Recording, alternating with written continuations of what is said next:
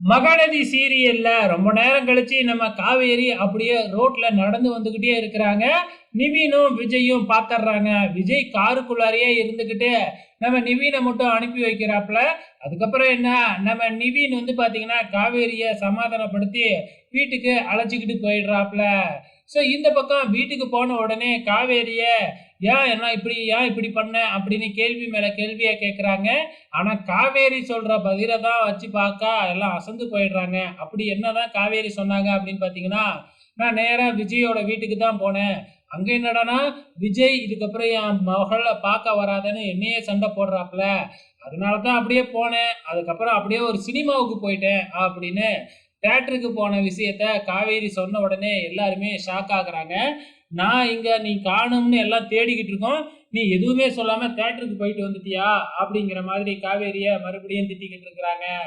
So இப்ப காவேரிய எதுவும் பண்ண முடியாது அப்படின்னு தெரிஞ்சு போச்சு. இந்த பக்கம் நிவின் போய் விஜய் கிட்ட பேசுறாப்புல. அதுக்கப்புறம் விஜய் வந்து இதுக்கப்புறம் காவேரிய ஃபோர்ஸ் பண்ண வேணாம். ஸோ காவேரி வந்து என்ன பண்ணாலும் பண்ணிக்கிட்டு போகட்டும்.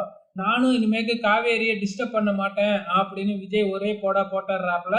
அதுக்குன்னு காவேரியை இன்னொரு பையனோட கல்யாணம் பண்ணி வைக்க முடியாதுல்ல அப்படின்னு நிவின் சொல்லிக்கிட்டு இருக்கிறாப்புல.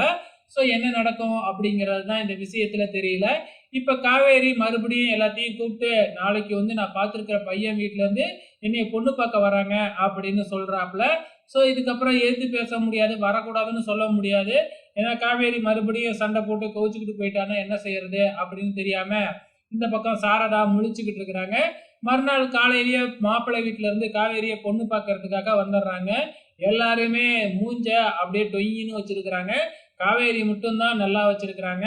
ஸோ வீட்டுக்கு வந்தவங்கள வாங்கன்னு கூப்பிட்டு யாரும் கூப்பிடவே இல்லை. காவேரியே போய் தான் வீட்டுக்குள்ளாரையும் கூட்டிக்கிட்டு வந்திருக்கிறாங்க. ஸோ இதுக்கப்புறம் என்னெல்லாம் நடக்க போகுது அப்படிங்கிறத பொறுத்திருந்து பார்க்கலாம்.